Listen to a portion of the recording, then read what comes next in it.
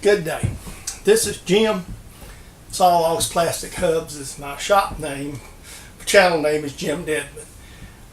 Welcome to my machining videos that I'm putting out on YouTube for your pleasure, entertainment, and some education. Today's video will be whatever that the title of the video is that I'm working on. It's just a new kind of introduction that I'm going to put out there. A little bit about myself that maybe hasn't been put out in my other videos, just for general information for you guys. I'm a retired employee who worked in the machining area of Eaton Corporation for 40 years. So a lot of my time there was spent, about half of it was spent with CNC lathes, which I'm intimately familiar with. My early career, for about 3 years, I apprenticed in a local machine shop, and that's where I learned some of the basic skills that I use today. So my shop is something that I just work on projects, things I want to do here at home. So I hope you enjoy these videos. There's a lot of them I already have shot. We'll keep shooting more for you. There's things that you can do in your own home shop with minimal expertise, I'm going to say sometimes. I do take on some difficult little projects from time to time that's involved. Some of the things I do, I will be honest, it's probably more trouble than worth, but like I'm fond of saying, I'm retired and got more time than I have money sometimes. And that was part of the goal of setting this shop up, is to keep myself busy in my retirement. Because after spending so many years in a heavy overtime environment that I work for Eaton, this is a relaxation. I can come out and work 3 or 4 hours and walk away. So I try not to take on very many long, big projects for other people. I will if I'm pinched. If somebody asks me to help them out, I'll be glad to. So on today to today's project, whatever it may be. And I hope you enjoy the video and whatever I'm producing today. And like I say, enjoy. And if you like what you see, please comment, rate, and subscribe. I do appreciate it. Thank you so much. And enjoy. Hey everybody, it's your buddy Jim. Today, this video that I'm going to be showing, after you see my normal opening here, is the project that I worked on this week. And I don't know when you will see this video. I will have to upload it. This is my new fly cutter that I machined. The video will show the machining and Bozo, who did visit the shop, but we worked around Mr. Bozo's visit, and we've got a really good tool. I even shot a clip of trying the tool out so you can see how it works. Basically what I did is just took a piece of material that I had, machined a flat fly cutter. This fly cutter is along the lines of the Suburban type. I got inspiration from it. This is just basically an import holder to go in small lathes that you put a CNMG insert. This is a 432, by the way, where you use the opposite corners. And then I just machined it, milled it out, laid it out properly, tried it out. You'll see in the video, I did do a test cut. I don't know, camera doesn't do this justice. This is the fly cut I tried out, really slick. This is another surface on this one. I just used my shell mill and made 2 passes. And the difference is astounding on this. So this is a good tool for my arsenal, especially when I'm working on stuff like tool blocks or whatnot. I've had several fly cutters and wasn't satisfied with any of them. The last one I had was an import, come off eBay, and it was a good holder except one thing. The insert holder was marked left hand, but it was actually a right hand holder, and so it never wouldn't work. And it used the smaller inserts, had a thinner bar, so it wasn't as rigid. So part of my reasoning is I wanted something really rigid, so this is. The body of this is 8620 because that's what I have on stock, on hand. It's an old piece out of an old scrap truck transmission part when I worked at Eaton. So with no further ado, we're going to jump right, we're going to hop right into the video, and I hope you enjoy the build. And I'm not sure where it's going to be 1 or 2 piece parts. When I start to put the video together time wise, I'll decide in that moment in time. And if it is, well, I hope you enjoy both videos. My good friend Tom down at the Hilltop didn't turn me on. I knew these tools existed. I've seen them in larger form and actually used them some on CNCs.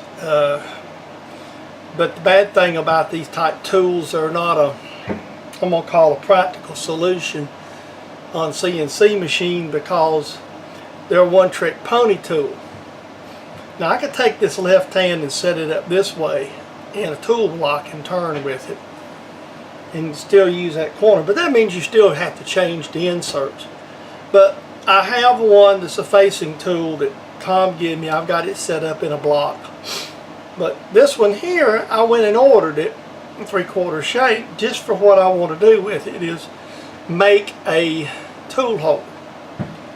So the one thing I've decided that you could do is I'm just going to kind of clean this up back a little bit. I may split clean it, and it really needs to be, I'm going to make it the same thickness as my tool holder, which is a little over about 1.25 inches back. I'm going to have to get a little further back here. I want the face off. I'm going to kind of grab, because we're going to flip this over. Yeah, that's good, because that way I can get up against the chuck. I'm just going to take with this and more or less right here today and clean this surface up.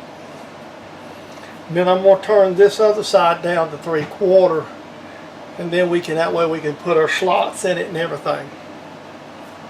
And before I get started, what I did, you can't see the writing.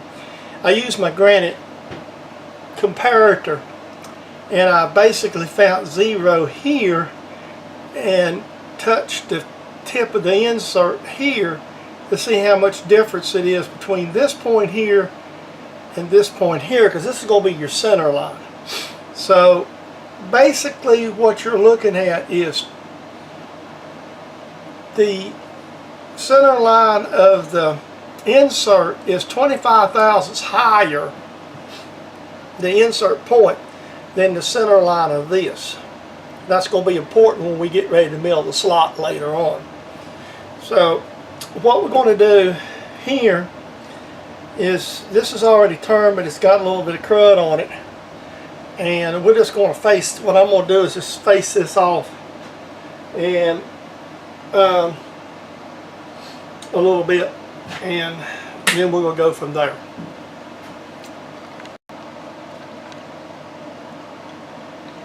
Okay, now I'm going to go ahead, the next operation, this is pretty much close to the OD I want. So all I'm going to do right here is just take a quick cut down the OD, just enough to, I just want to clean it up. I may have to take a couple. I'm just trying to kind of knock them. But there's probably a little bit of run out. And we're going to try to minimize the run out to show you a little trick with the 3 jaws you can do. As long as you run everything in the same plane, you're going to have whatever run out's got in the chuck, so you won't have excessive amount.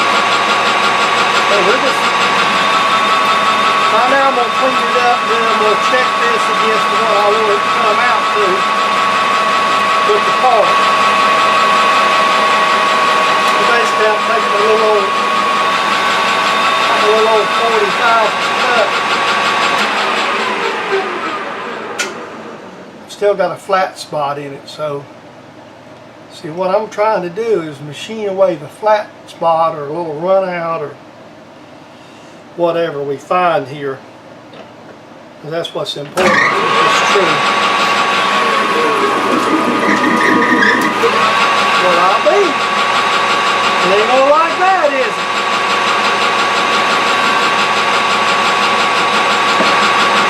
That just goes to show you, when you hit harder material, small lathe, light cuts are important.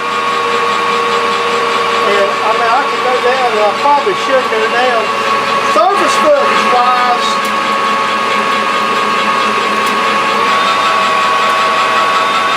that's the case.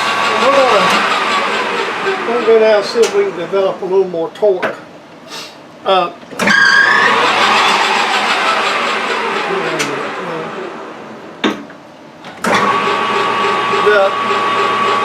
One of the things I think I like to repeat several times is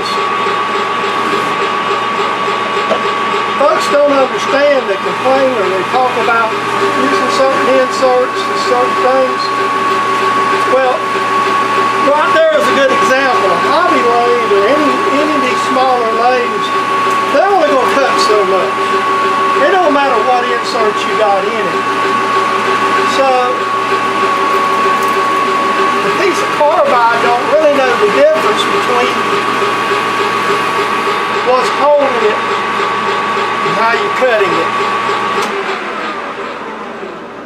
So see how this looks. This is going to be more of a visual, because this is just going to be kind of mounted. This will be the maximum depth.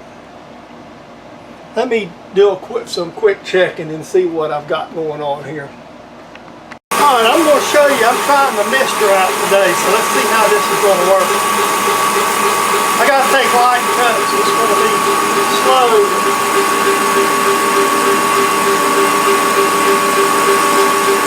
We're going to try it out.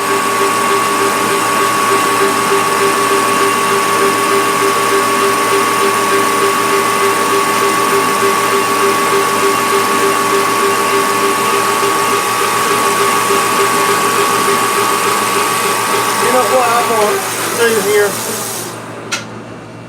I'm going to try this, and I'm going to try different RPM, and I got to take about 100 thousandths off, so it'll be a while. Sounds better. We still just can't take a lot off because of the material.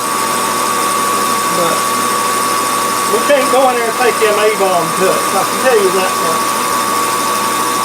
We're feeding in. I've got to go, I want this to be around 2.5 inches here.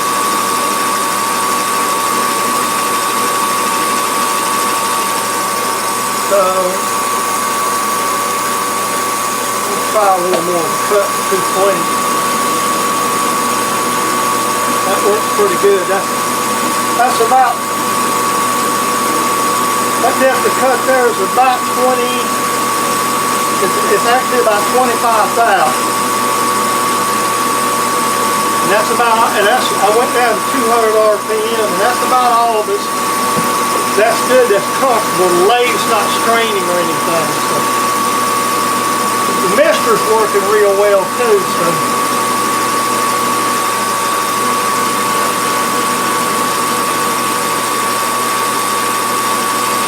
I'll bring you back here in a minute.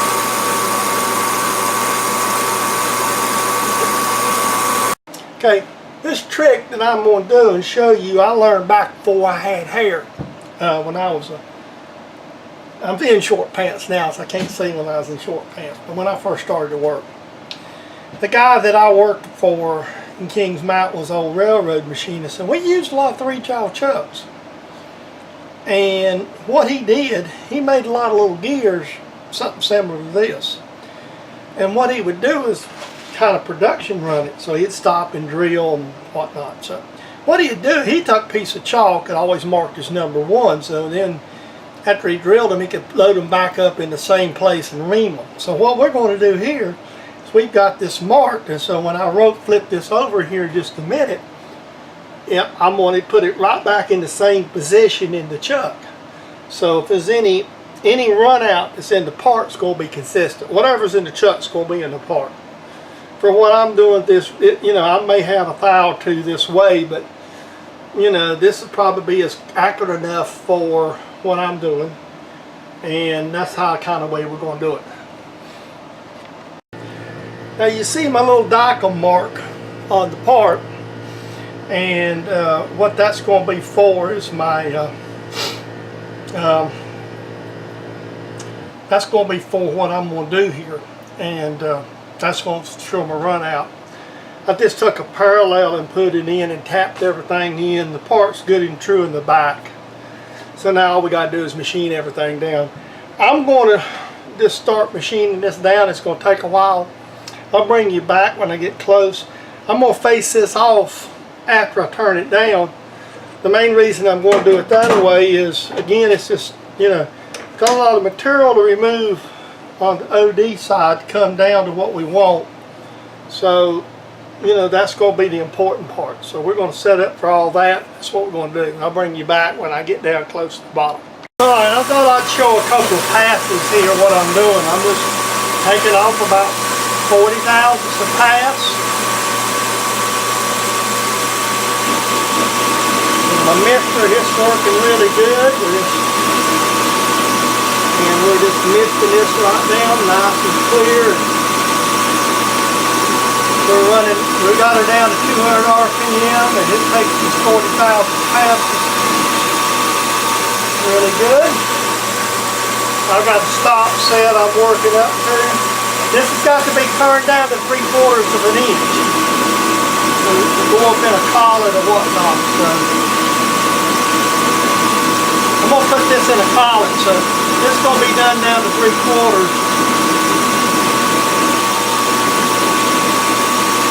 I might put it in an adapter. I ain't got to that point yet.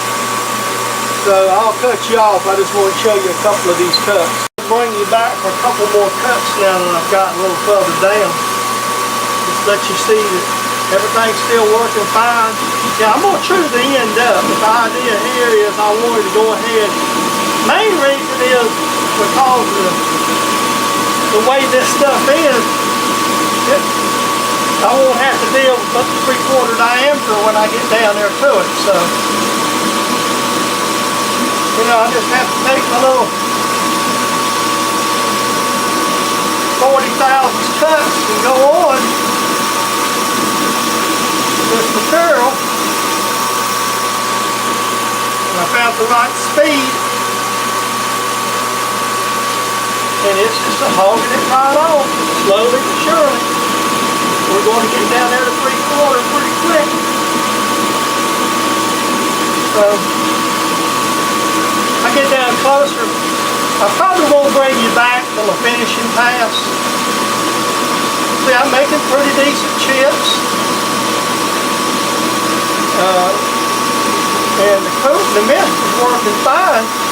One of the things I will say, and I've noticed about the misters, you put one of these misters in, you're going to be surprised how little coolant you use. I had probably a gallon. I probably might have used maybe not even a cupful yet. I'm going to zoom you in a little bit, and we're down to our last passes on the OD here. We're within about 35 thousandths now. I'm going to take a 20 thousandths cut and mic it. Sort of sneak up on it.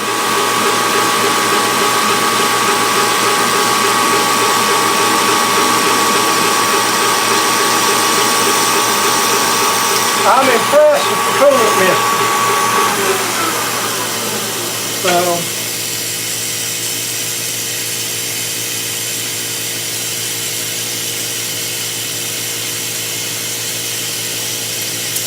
I'm 13,000 salt.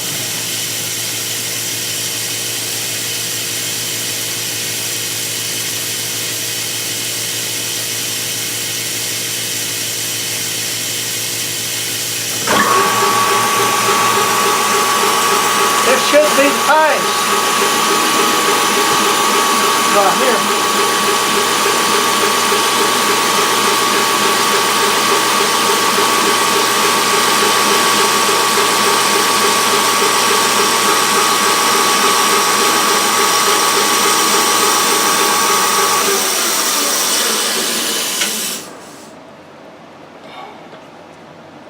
It's really not that hot. That coolant mister really helped. Just mic it, making sure we get everything out of the way. So we want to put a 3/4 collet on it, so because we're 750, we're good, but I'll just, half a thousandths over. Hey, we live with that, buddy. Now I'm gonna go ahead and kick this thing back up to my normal speed right here, about 600, and we're gonna face this sucker off right quick, true it up, and while I got you on camera, turn the mister up.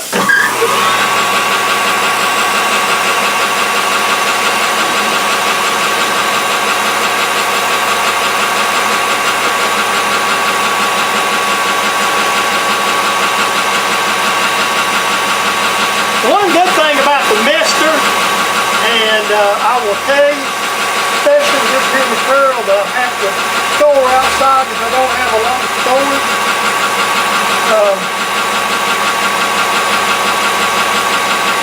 I'd love to have inside storage for my material, especially steel. And hopefully if we ever finish rearranging our building sometime this summer, I might be able to do that. I might have me a large metal building that I can use, that I can move my steel to. And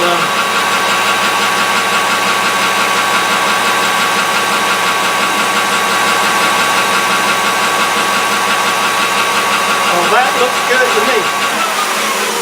So now I'll set up, take the mister down, we'll put the chamfers on.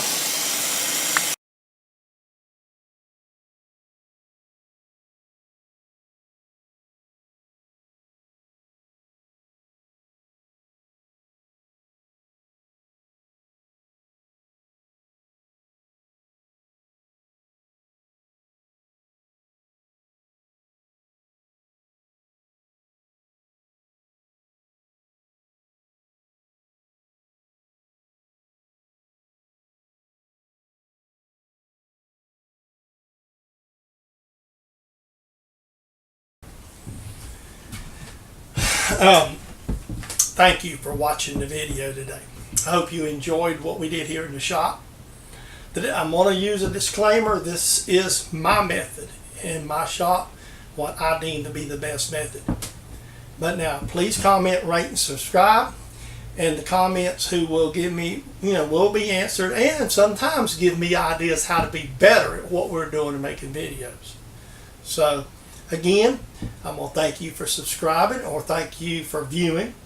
If you're not a subscriber, please do, and join the people who are giving me some subscriptions to try to get to these magic numbers to grow the channel. I'm going to do videos where I ever get monetized or not, because I do the videos because I love them. But I would like to get a little chance at getting a little bit of revenue off the ads that you're forced to watch when you come to these channels on YouTube.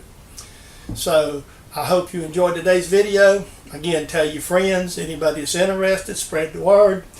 And we'll see you in the next video that we're making something to and having fun in the shop. So enjoy.